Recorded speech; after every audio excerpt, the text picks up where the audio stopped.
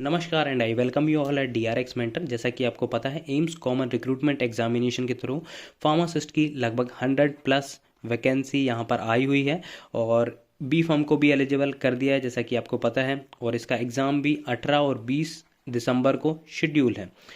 तो आपने form fill up कर दिया होगा और आपकी प्रिपरेशन भी आई होप कि अच्छी चल रही होगी। जब आप प्रिपरेशन करते हैं तो आपके माइंड में बहुत सारे क्वेश्चन आते हैं एम्स फार्मासिस्ट को लेकर। आप कमेंट भी करते हैं कि एम्स फार्मासिस्ट की कंप्लीट प्रोफाइल के बारे में वीडियो बनाइए। जनरली आपके माइंड्स में क्वेश्चन भी आते होंगे कि वर्किंग आवर्स क्या होते हैं, क्या जॉब प्रोफाइल होती है, LTC के बारे में, जॉब प्रोफाइल के बारे में, सैलरी के बारे में, स्पेशल अलाउंसेस क्या मिलते हैं, ट्रांसफ़र के बारे में कि ये ट्रांसफ़र तो नहीं करेंगे हर 2-3 साल में, हेल्थ फैसिलिटी कि जब बीमार वगैरह पड़ेंगे तो कहाँ पर इलाज होगा हमारा, अदर ड्यूटीज़ के बारे में कि कोई अदर ड्यूटीज़ तो नहीं, चुनाव वगैरह में तो नहीं भेज देंगे, प्रमोशन क्या होगा, क्वार्टर फैसिलिटी मिलेगी कि नहीं मिलेगी, जो कि मेजर कंसर्न होता है कि जब आप अदर सिटीज़ में जॉब करने के लिए जाते हैं तो वहाँ पर क्या आपको क्वार्टर मिलेगी कि नहीं मिलेगी। तो इन सभी क्वेश्चन का आंसर आपको मिलने वाला है इस वीडियो में, तो लास्ट तक बने रहिए हमारे साथ। चलिए स्टार्ट करते हैं, बट उससे पहले यदि अपने चैनल को सब्सक्राइब नहीं किया तो चैनल को सब्सक्राइब कर दीजिए, वीडियो को लाइक कर दीजिए। तो आज हम बात करने वाले हैं इन सारे पॉइंट्स पर, जॉब प्रोफाइल के बारे में, वर्किंग आवर्स के बारे में कि क्या वर्किंग आवर्स होते हैं। कोई बोलता है 24 घंटे, लगभग 3 शिफ्ट होती है, नाइट शिफ्ट भी होती है, तो क्या एग्जैक्ट सिचुएशन है उसकी बात करेंगे। ऑफिस एनवायरनमेंट के बारे में बात करेंगे, सैलरी की बात करेंगे कि कितनी सैलरी फार्मासिस्ट को मिलती है, प्रमोशन की बात करेंगे कि क्या प्रमोशन चैनल होता है और क्या कुछ नया प्रमोशन चैनल आने वाला है, ट्रांसफ़र पॉलिसीज़ के बारे में बात करेंगे, कितने साल में यहाँ पर ट्रांसफ़र होता है, क्वार्टर फैसिलिटी के बारे में बात करेंगे कि आपको क्वार्टर मिलेगी कि नहीं मिलेगी, लीव के बारे में बात करेंगे कि लीव कितनी मिलती है एक साल में, स्पेशल अलाउंसेस, सैलरी के अलावा आपको क्या क्या अलाउंसेस मिलते हैं, हेल्थ फैसिलिटी के बारे में बात करेंगे, LTC के बारे में बात करेंगे, लीव ट्रेवल कंसेशन इसका फुल फॉर्म होता है जो कि आपको साल में मिलता है, और अदर ड्यूटीज़ के बारे में इस वीडियो में हम डिस्कस करने वाले थे। तो सबसे पहले बात करेंगे जॉब प्रोफाइल की। देखिए, फार्मासिस्ट का जॉब क्या होता है आपको जैसे पता होगा, आपके जैसे CGHS हो गया, ESIC हो गया, और आपके जो स्टेट हॉस्पिटल्स होते हैं उनमें क्या होता है, कोई भी मेडिसिन आपकी ऑलरेडी परचेस्ड होके या तो वो गवर्नमेंट सप्लाई से आती है या फिर वो लोकल मार्केट से परचेस होके आती है, तो वो आपको क्या करना है, प्रिस्क्रिप्शन के अगेंस्ट डिस्ट्रीब्यूट करना है, इशू करना है पेशेंट्स को, और उसको एक्सप्लेन करना है कि उसको कैसे यूज़ करना है, कैसे नहीं करना है। देखिए, एम्स में टोटली डिफरेंट होता है। एम्स में जैसे आपने ट्रेडिशनल टाइम में सुना होगा प्रीवियसली, जैसे फार्मासिस्ट का रोल क्या होता है कि प्रिस्क्रिप्शन आती थी और आपको उसके अगेंस्ट डिस्पेंस करना होता था। डिस्पेंस जैसे कि कोई भी आपको पैरासीटामोल की टैबलेट बना के डॉक्टर ने प्रेस्क्राइब किया, एक पैरासीटामोल जो टैबलेट है आपको डिस्पेंस करना है, तो पैरासीटामोल आपके पास API होता था, प्लस आपके पास एक्सीपिएंट होते थे, तो आपको एक टैबलेट फॉर्म बना के उनको देना पड़ता था प्रीवियस टाइम में। तो सिमिलरली एम्स फार्मासिस्ट में भी लगभग यही प्रोफाइल होती है। एम्स में डिफरेंट डिफरेंट डिवीज़न होते हैं। जैसे कि बात करें, सबसे पहले एक होता है ऑप्थेल्मोलॉजी डिपार्टमेंट, जो आई से रिलेटेड होता है। तो उसमें क्या होता है कि आपको आई ड्रॉप वगैरह, आई प्रिपरेशन बना के देना पड़ता है। ठीक है, तो आपको क्या होगा कि आपको कोई भी पेशेंट्स डॉक्टर की प्रिस्क्रिप्शन देगा, उसमें जैसे कोई भी आपको कार्बोक्सीमिथाइल सेलुलोज का आपको ड्रॉप बना के देना है, तो आपको ये डिस्पेंस करना पड़ेगा। आपके पास कार्बोक्सीमिथाइल सेलुलोज होगा, प्लस आपके पास अदर एक्सिपिएंट होंगे, तो आपको डिस्पेंस करके देना पड़ेगा उस पेशेंट्स को। तो ये होता है एक। तो दूसरा होता है कि आपके मार्केटेड, जैसे कि कैंसर के केसेस में हम बात करें, जैसे एक डिपार्टमेंट कैंसर का है, ऑन्कोलॉजी डिपार्टमेंट, तो वहाँ पे क्या होता है कि ऑलरेडी मार्केट से परचेज ड्रग होती हैं, जो फॉर्मुलेशन होता है, फॉर्मुलेशन ही होता है, उसको आपको डिस्पेंस करना होता है, उसको आपको इशू करना होता है पेशेंट्स को। थर्ड होता है, एक होती है जनरल OPD, जनरल फार्मेसी होती है। जनरल फार्मेसी में क्या होता है कि आपको जो भी सभी आपको टैबलेट कैप्सूल वगैरह हो गया, टैबलेट हो गया, कैप्सूल हो गया, और अदर सिरप वगैरह होगा, वो सब आपको डिस्पेंस करके देना होता है। तो ये हो गई जॉब प्रोफाइल के बारे में कि वहाँ पर एज अ मोस्टली काम आपका ट्रेडिशनली होता है, जैसे कि आपको डिस्पेंस करना होगा। ये नहीं कि जैसे CGHS ESIC में होता है कि आपको वहाँ पे आ गया कि आपको पैरासीटामोल टैबलेट देना है, तो आपने डोलो उठाई या पैरासीटामोल जो भी गवर्नमेंट सप्लाई है वो दे दिया पेशेंट्स को। यहाँ पर थोड़ा सा डिफरेंट है। यहाँ पर जैसे ऑप्थेल्मोलॉजी की मैं बात करूँ तो यहाँ पर क्या होता है कि आपको आई ड्रॉप प्रिपेयर करना पड़ेगा, डिस्पेंस करना पड़ेगा, या फिर उसको जैसे उनने बोल दिया कि इसको 0.1% डाइल्यूट करके दो, तो आपके पास जो स्ट्रेंथ होगी उससे आपको 0.1% डाइल्यूट करके उसको देना पड़ेगा। ये वर्क प्रोफाइल होती है। ये एम्स दिल्ली में है, क्योंकि मेरा फ्रेंड वर्क करता है दिल्ली में, तो उससे मैंने बात की तो उनने ये बताया कि ऐसा ऐसा वहाँ पे वर्क जॉब होता है। बट अदर्स एम्स का अभी तक क्लियर नहीं है, क्योंकि एम्स में कोई मिला नहीं है मेरे को।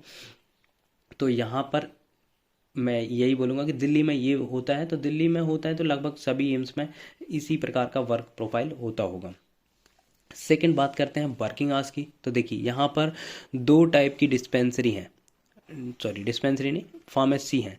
एक होती है डिपार्टमेंटल और एक होती है आपकी कंटिन्यूस रनिंग वाली, जो कि 24/7 रन करती है। तो यदि आप डिपार्टमेंटल वाले में प्लेस्ड हैं तो आपको 9 to 5 वर्क करना है, मतलब सुबह के 9 से लेके शाम के 5 बजे तक। और इसमें क्या होता है कि 6 day वीक होता है और सैटरडे आपका आपका हाफ डे होता है।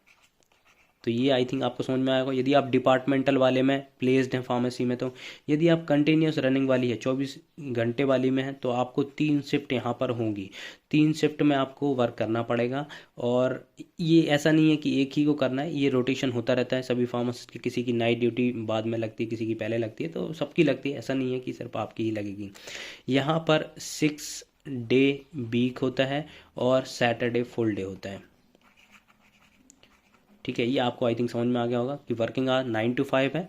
9 to 5 कहाँ पर है? डिपार्टमेंटल बारे में, जैसे आपको ऑप्थेल्मोलॉजी में प्लेस कर दिया या फिर ऑन्कोलॉजी में प्लेस कर दिया, तो वो यहाँ पर होता है। कंटिन्यूस रनिंग वाली में आपको 8 8 आवर्स की आपको शिफ्ट में जॉब करना पड़ेगा और वो नाइट ड्यूटीज़ भी आपकी इंक्लूडेड है उसमें। नेक्स्ट बात करते हैं वर्कलोड की। तो देखिए वर्कलोड गवर्नमेंट में ऐसा तो नहीं है कि आपको 9 to 5 के अलावा ही वर्क करना पड़ता है। यदि आपकी वो नाइट शिफ्ट है तो आपको करना पड़ेगा। 9 to 5 के अलावा आपसे कोई काम होगा नहीं, आपसे करवाएगा भी नहीं कोई। तो आपको सिर्फ 9 to 5 वर्क करना है और 9 to 5 वर्क में जितने भी आपके पेशेंट्स आएंगे उनसे ही डील करना है। तो लगभग 300 से 400 पेशेंट्स एक दिन में आ जाते हैं। कभी कभार, मतलब जैसे कि आप जैसे दिल्ली की बात करें तो दिल्ली में भी पॉल्यूशन है, तो पॉल्यूशन के कारण क्या हो रहा है कि पेशेंट से लोड ज़्यादा हो रहा है। तो कभी कभार ऐसा ओकेजनली ही होता है तो पेशेंट लोड ज़्यादा होता है, अदरवाइज़ इतना ही होता है 300 से 400। क्योंकि कई बार क्या होता है कि फिर इससे ज़्यादा डॉक्टर्स भी देखना प्रेफर नहीं करते हैं, क्योंकि डॉक्टर्स का भी एक नियम होता है कि वो इतने ही पेशेंट्स अटेंड करेगा, तो इतना ज़्यादा वर्कलोड होता नहीं है।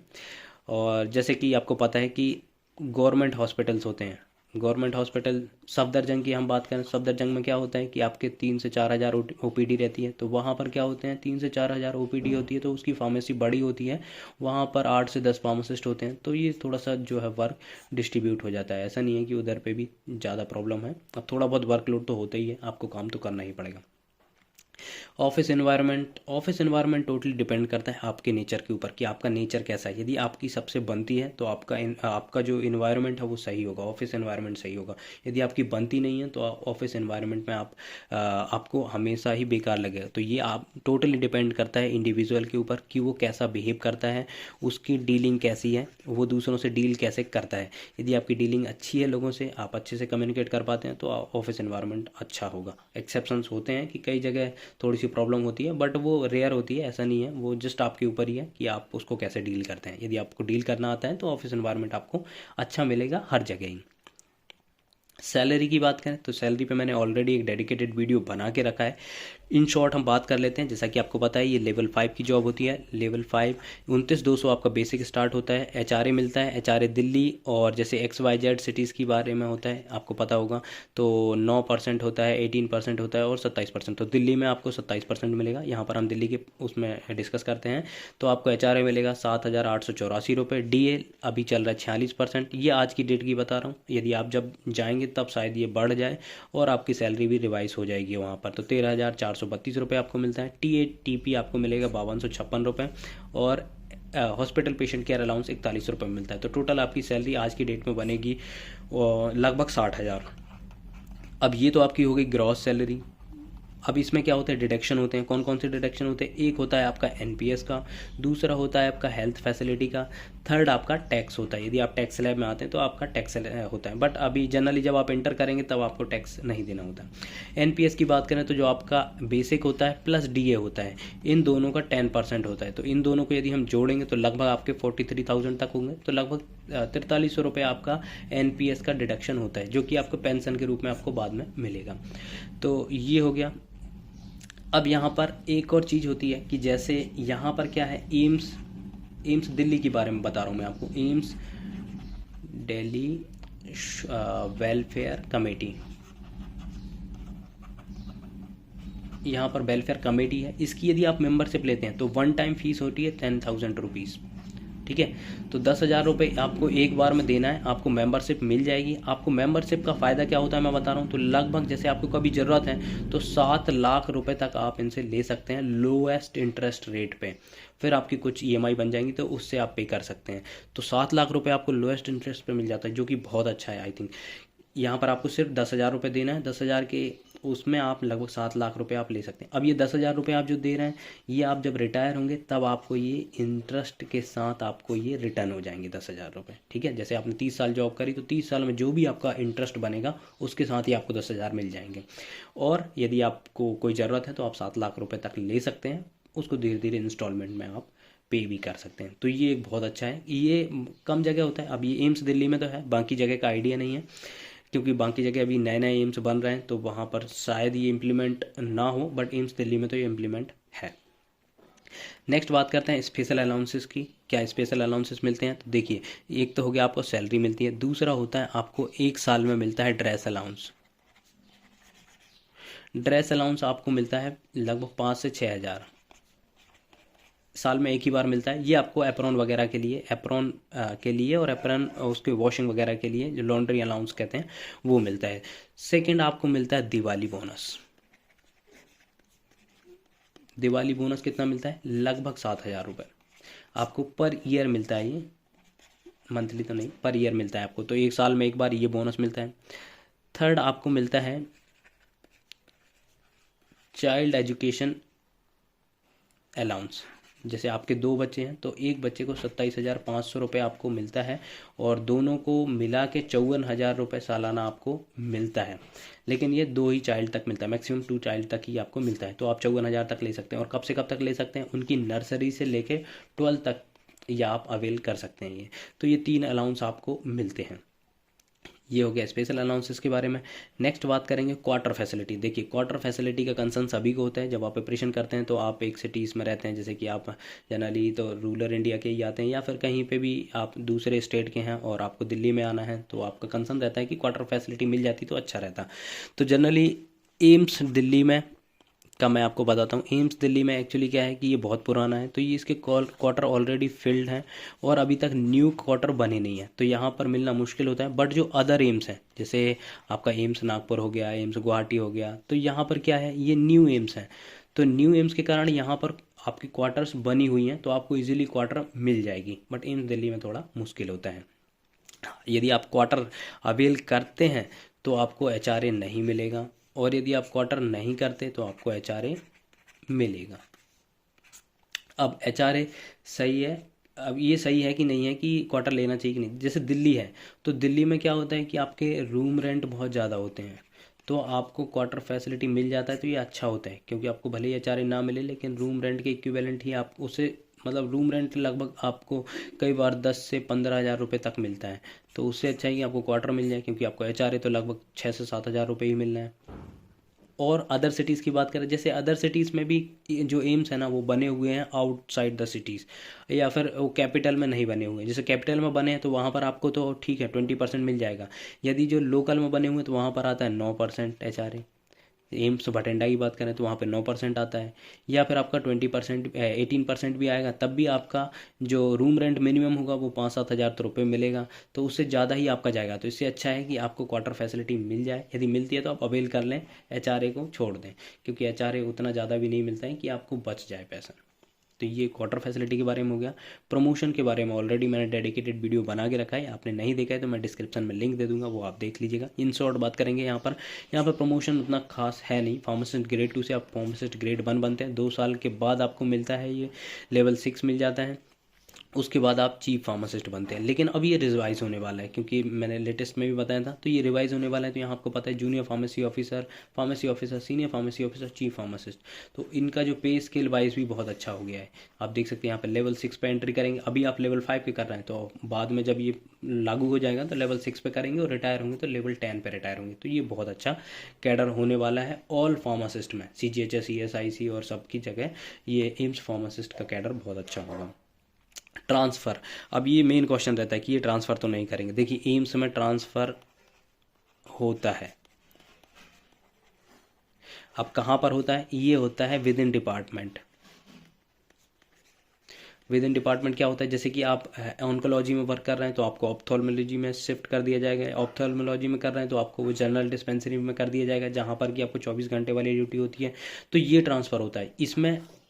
एम्स, आप चाहें कि एम्स आप दिल्ली में जॉब कर रहे हैं और आपको एम्स आपको मिल जाए एम्स देवघर, तो ये पॉसिबल नहीं है, क्योंकि ये ऑटोनोमस इंस्टीट्यूट होते हैं। ऑटोनोमस इंस्टीट्यूट का मतलब क्या होते हैं, एक एक खुद में ही एक इंस्टीट्यूट होते हैं या इन पे खुद के रूल होते हैं, तो इनमें आप दूसरी जगह ट्रांसफ़र नहीं ले सकते। ये यहाँ पर डिसएडवांटेज है कि आपका ट्रांसफ़र नहीं होगा। आपने यदि एम्स दिल्ली चूज़ किया है तो आपकी जो भी सर्विस होगी वो एम्स दिल्ली में ही होगी, आप वहाँ पर नहीं जा सकते। हाँ, एक ऑप्शन होता है जिसमें आप जा सकते हैं डेप्यूटेशन पे। डेप्यूटेशन मतलब क्या, शॉर्ट टर्म के लिए वो आपको बुला सकते हैं, तब आप जा सकते हैं अदर एम्स में, अदरवाइज आप ऐसे ट्रांसफ़र नहीं ले सकते। तो ये एक अच्छा भी है और बुरा भी है कि आप जिस एम्स में हैं उसी एम्स में रहेंगे, क्योंकि जैसे CGHS वगैरह हो गया, ये ESIC हो गया, तो इनमें क्या रोटेशनल ट्रांसफ़र होते हैं आपको सिटीज़ टू सिटीज़। जैसे कि एम्स दिल्ली की हम बात करें, CGHS दिल्ली की बात करें तो CGHS में दिल्ली की लगभग 92 डिस्पेंसरीज हैं। अब 92 डिस्पेंसरीज में आपका रोटेशन जोन में होता रहता है हर 5 साल में, लेकिन यहाँ पर आपका जो ट्रांसफ़र नहीं होगा, इंटर डिपार्टमेंट ही होगा कि आप दूसरे डिपार्टमेंट में ट्रांसफ़र होंगे, आपका ऐसा सिटी वगैरह का कोई प्रॉब्लम नहीं है। तो ये एक थोड़ा सा ठीक है और नहीं भी ठीक है, क्योंकि इसमें आपको होम आपके टाउन जाने को नहीं मिलेगा। हॉलीडेज़ और लीव की बात करें तो हॉलीडेज़ जो भी गैजेटेड हॉलीडे होते हैं वो तो आपको मिलेंगे ही मिलेंगे, प्लस आपको लीव कौन कौन सी मिलती हैं वो मैं बता देता हूँ। आपको मिलेगा CL, मेडिकल, फिर आपको EL मिलता है, एक एक्स्ट्रा ऑर्डिनरी लीव मिलता है EOL, तो वो जनरली विदाउट पे लीव होती है, इसमें आपको कोई पे नहीं मिलता है। सबसे पहले CL की बात करें तो 10 पर ईयर मिलती है आपको, मेडिकल भी 10 पर ईयर मिलती है, और EL आपको 30 पर ईयर मिलती है। देखिए 10 CL ये हो जाती हैं लैप्स, एक साल में यदि आपने ली तो भी ठीक, नहीं ली तब ये पूरी चली जाएंगी, ऐड ऑन नहीं होगी। मेडिकल ऐड ऑन होती हैं, मतलब जैसे आपने इस साल 8 मेडिकल ली और 2 बच गई, तो आपकी अब नेक्स्ट ईयर में 12 मेडिकल हो जाएंगी। सिमिलरली 30 EL के साथ होता है, EL भी जितनी आपने ली हैं, जितनी बची हुई हैं वो नेक्स्ट ईयर ऐड ऑन हो जाती है। जैसे इस साल आपने 15 EL ली, 15 बच गई, तो 15 आपकी नेक्स्ट ईयर ऐड ऑन हो जाएंगी, तो आपके नेक्स्ट ईयर कितनी हो जाएंगी, 45 EL हो जाएंगी, तो ये ऐड ऑन हो जाती है। और यहाँ पर मैं ये बताना चाहूँगा आपको, जो EL होती है, EL आप बचा के रखिएगा। जैसे आपको मैक्सिमम जो 300 EL होती हैं, सॉरी 300 EL होती हैं, 300 EL का आपको रिम्बर्स होता है जब लास्ट डे आप रिटायर होते हैं। जब आप रिटायर होते हैं तो उस टाइम पे आपकी एक दिन की जो सैलरी होती है उसका आप मल्टीप्लाई कर दीजिए। जैसे आप आज रिटायर हो रहे हैं और आपकी एक दिन की सैलरी 5,000 रुपये है, तो इंटू 5,000 इंटू 300 कर दीजिए, तो जितना टोटल अमाउंट आएगा लगभग आपकी 1 लाख 15 से 16 लाख रुपए बनेंगे, तो वो आपको वन टाइम मिलता है। तो EL बचा के रखें, EL हमेशा यूज़ ना करें। आपको 300 EL रिटायर के टाइम पे होना चाहिए, मैक्सिमम 300 EL आपके पास होना चाहिए। 300 के यदि आपके पास ज़्यादा हो रहे हैं तो आप यूज़ कर लीजिए, लेकिन 300 बचा के रखिए, 300 का आपको पैसा मिलने वाला है, तो ये इंपॉर्टेंट पॉइंट है। नेक्स्ट बात करते हैं हेल्थ फैसिलिटी की। देखिए हेल्थ फैसिलिटी में क्या होता है कि जैसे आप एम्स दिल्ली में जॉब कर रहे हैं तो एम्स दिल्ली में ही आपका हेल्थ फैसिलिटी आपको देगा, अदर एम्स नहीं देगा। जैसे आप यहाँ पर रहते हैं एम्स दिल्ली में, आपकी जॉब कर रहे हैं, लेकिन आपकी जो आपकी डिपेंडेंट मतलब आपकी वाइफ हो गई, आपके फादर मदर हो गए, तो यदि वो दूसरी जगह पे हैं, जैसे वो मध्य प्रदेश में, तो वो भोपाल एम्स में इलाज नहीं करा सकते, उनके लिए एम्स दिल्ली आना पड़ेगा। और यदि वो प्राइवेट में कहीं पे जो अपना इलाज कराते हैं, तो जैसे उनने MRI कराई तो MRI का रेट लगभग 7,000 रुपये है। तो एम्स जो है दिल्ली ने अपनी रेट लिस्ट बना के रखी है कि वो MRI का सिर्फ 5,000 रुपये देगा। तो आपने भले ही 7,000 रुपये किए हैं, लेकिन आप जब क्लेम करेंगे तो आपको 5,000 रुपये ही मिलेगा। तो ये एक थोड़ा सा प्रॉब्लम है कि आपको अदर सिटीज़ में फैसिलिटी नहीं मिलेगी। जैसे आपको इमरजेंसी में कहीं करते हैं तो आपको कैशलेस फैसिलिटी नहीं मिलेगी, वहाँ पर आपको पे करना पड़ेगा, पे करने के बाद आपको क्लेम करना पड़ेगा, तब जाके आपको रिम्बर्स होगा। लेकिन ये बहुत अच्छा है कि एम्स, आपको पता होगा कि सभी लोग एम्स में इलाज कराना चाहते हैं, तो जब आप एम्स दिल्ली में जॉब कर रहे हैं तो एम्स दिल्ली में यदि आपका इलाज चलेगा तो ये बहुत ही अच्छा है, वहाँ की फैसिलिटी बहुत अच्छी है, डॉक्टर्स भी बहुत अच्छे हैं, तो ये एक कहना चाहिए कि बहुत अच्छा है। बट यदि कहीं पे इमरजेंसी में कुछ होता है तब उस कंडीशन में थोड़ा सा दिक्कत है। इस केस में CGHS बहुत अच्छा है कि CGHS में क्या होता है, जो भी पेंशनर होते हैं या फिर डिपार्टमेंटल कैंडिडेट होते हैं उनका कैशलेस होता है, उनको कोई भी पैसा नहीं देना होता है, उसके इम्पैनल्ड हॉस्पिटल्स हैं, वहाँ पर जाके आप कर सकते हैं इलाज। बात करते हैं एलटीसी की, तो गवर्नमेंट जो भी एम्प्लॉय होते हैं सेंट्रल गवर्नमेंट को, उनको दो टाइप की एलटीसी मिलती है। एक मिलती है होम एलटीसी और एक मिलती है इंडिया टूर की। होम एलटीसी में आप जो जॉब करने वाला है प्लस इसके डिपेंडेंट थर्ड एसी से लेकर आप इकोनॉमिक क्लास की एयर फेयर आप ले सकते हैं आपके घर जाने के लिए। जैसे आप दिल्ली में जॉब करते हैं और आपका घर कोलकाता में है, तो आप बाय एयर और बाय रेल तक जा सकते हैं। बाय रेल में आपको थर्ड एसी का फेयर मिल जाएगा और बाय एयर में आपको इकोनॉमिक क्लास का मिल जाएगा। और एक होता है इंडिया टूर के लिए। इंडिया टूर में भी जो भी आप और आपके डिपेंडेंट सभी को इंडिया टूर, जैसे आपको अमरनाथ बोल रहा हूँ, जैसे आपको अंडमान निकोबार घूमने जाना है या फिर लद्दाख घूमने जाना है, तो आप वहाँ पे जा सकते हैं। आपको वहाँ पर एयर फेयर, आपका जो भी फेयर होगा आपको वो मिल जाएगा, एयर का या थर्ड एसी का आपको मिल जाएगा। जैसे आपको लद्दाख जाना है तो लद्दाख बाय एयर जाएंगे तो एयर में इकोनॉमिक क्लास का जो भी फेयर होगा वो आपको दोनों तरफ का और आपका और आपके डिपेंडेंट्स का आपको मिल जाता है। तो ये एक फैसिलिटी होती है जो कि सभी सेंट्रल गवर्नमेंट एम्प्लॉय मिलती है, ऐसा नहीं है कि सिर्फ एम्स वालों को ही मिलती है। आगे बात करें अदर ड्यूटीज़ की, तो अदर ड्यूटीज़ क्या होती है? देखिए, अदर ड्यूटीज़ में क्या होता है कि जैसे आपकी कहीं इलेक्शन में ड्यूटी लग जाए, या आपका जैसे अमरनाथ यात्रा होती है, या कहीं पे क्या होता है कोई डिज़ास्टर हो जाता है तो वहाँ पर आपको प्लेस कर सकते हैं। तो इनमें एम्स में क्या होता है कि जो भी कॉन्ट्रैक्ट पे वर्क कर रहे होते हैं उनको भेज दिया जाता है, ठीक है।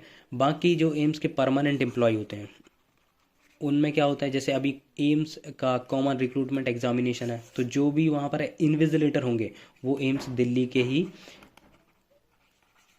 एम्प्लॉय होंगे, तो उनको भेजा जाता है। तो इसमें भी वॉलंटरी होता है कि आपसे पूछा जाएगा कि आपको जाना है। आप यदि जाएंगे तो आपको टीए डीए प्लस वहाँ पर रहने की फैसिलिटी वगैरह सब मिलता है और ठीक रहता है। आपको जाना चाहिए, इस तरह से आपको एक घूमने को भी मिल जाता है। तो अदर ड्यूटीज़ में ये मिलता है कि आपको एग्ज़ाम ड्यूटीज़ में भी जाना पड़ सकता है। वो भी वॉलंटरी है कि आपको जाना है तो ठीक है, अदरवाइज़ ऐसा कोई कंपल्सन नहीं है। तो एक ये अदर ड्यूटीज़ का हो गया। तो आई होप यहाँ पर मैंने ऑल पॉइंट्स कवर कर दिए हुए। ये वीडियो आपको अच्छा लगा तो प्लीज़ चैनल सब्सक्राइब करिए, वीडियो को लाइक करिए, शेयर करिए एंड कमेंट करिए। Finally thank you.